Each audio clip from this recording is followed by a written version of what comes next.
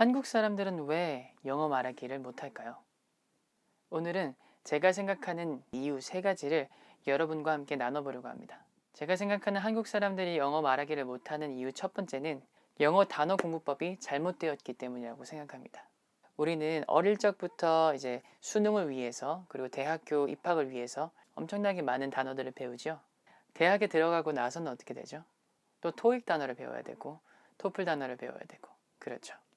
하지만 정작 외국인들이 나에게 다가와서 무언가를 물어봤을 때 단어가 딸려서 지금 말을 못해 라고 하는 경우가 있지는 않았나요? 원래 언어라는 것은 외국인과 일상 속에서 소통을 하는 것이잖아요. 정보 전달을 하고 우리 주변에 있는 사물을 묘사하고 이렇게 해야 되는 것인데, 그래서 영어 단어의 올바른 공부법은 우리 주변에서 시작해야 되는데 전혀 상관없는, 우리 일상과는 상관없는 어려운 단어들만 먼저 배우고 있기 때문에 그런 게 아닐까 저는 생각합니다. 뭐 reservation, simultaneously, stimulation 뭐 이렇게 어려운 것들은 막 알고 있는데 정작 손톱깎이가 영어로 뭐지? 샤프가 영어로 뭐지? 소화기가 영어로 뭐지? 이런 것들은 전혀 모르는 거예요. 양배추가 영어로 뭐지? 정말 어려운 단어부터 알아봐야 정말 내가 생활을 하는 데 있어서, 내가 말을 하는 데 있어서 필요한 것은 우리 주변에 있는 굉장히 사소한 단어들이라는 거죠. 아시겠죠? 제가 생각하는 두 번째 문제점은 리허설 없이 무대에 서려고 하기 때문이에요. 예를 들어 볼까요? 여러분이 만약에 피겨 선수라고 생각을 해보세요. 김연아처럼. 그러면 세계선수권대회, 올림픽 대회에 나가야겠죠? 그럼 어떻게 하죠? 교본을 막 보고, 그 다음에 선생님한테 과외를 받고, 웨이트 트레이닝도 하고, 식단도 조절하고, 그렇게 하겠죠?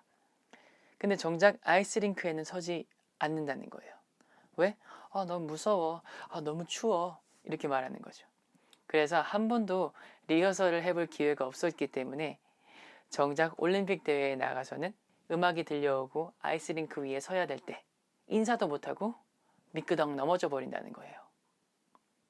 미끄덩 하고 넘어져 버린다는 거예요. 아시겠죠? 우리의 영어가 이와 같습니다. 문법책을 보고 단어장을 암기하고 노트에다 까맣게 막 쓰고 이렇게는 하는데 정작 외국인 앞에 가서 말을 해본다든지 아니면 외국인 앞에 가서 말을 해야 하는 그런 똑같은 상황을 가정한 그런 실전 회화 훈련 같은 것들은 하지 못한 채 그냥 무작정 수능에 맞춰서 토익에 맞춰서 기계적으로 공부를 하고 있다 보니까 생각처럼 말이 안 나오는 거죠. 무슨 말인지 아시겠죠? 그래서 저는 실상황을 가정한 리허설이 필요하다고 생각해요. 아주 기초적인 표현, How are you 같은 것만 배워도 그냥 How are you, How are you, How are you 끝.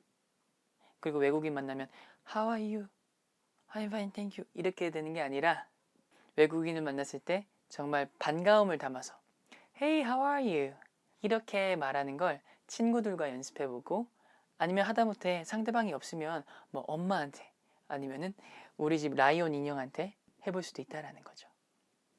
그래서 항상 무언가를 배울 때 교본에 그치는 게 아니라 교과서에서 그치는 게 아니라 그것을 실제 상황에 써본다라고 가정하고 리허설을 해봐야 된다는 게 저의 두 번째 문제에 대한 해결책입니다.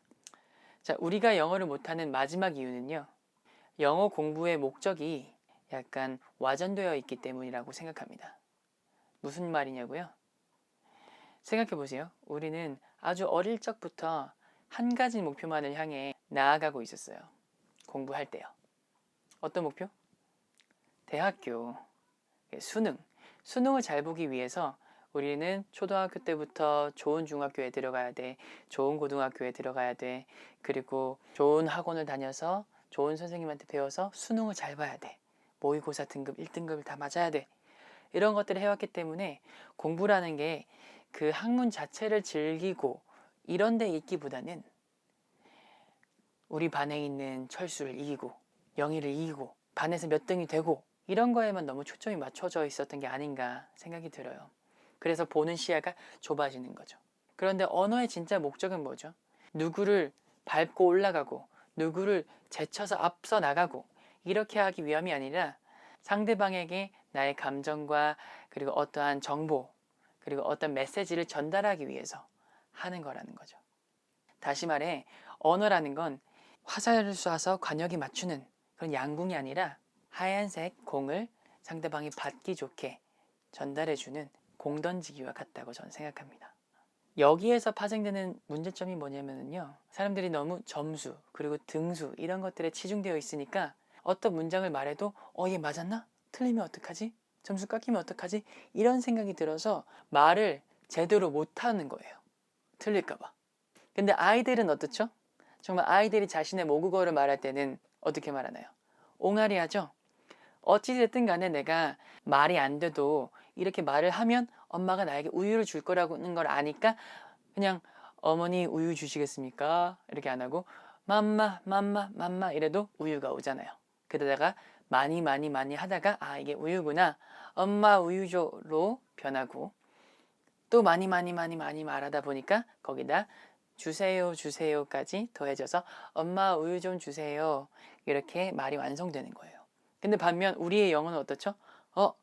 milk, 뭐지? 발음은 L이 맞나? 고민하고 있으니까 한마디도 제대로 하지 못하고 그러니까 이게 쌓이지 못하는 거죠. 축적되지 못하는 거죠. 틀릴까봐 무서워하게 되면은 한마디도 할 수 없게 됩니다. 아시겠죠?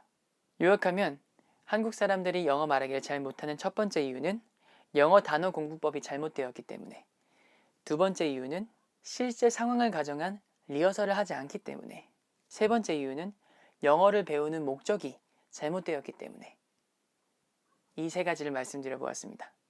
네.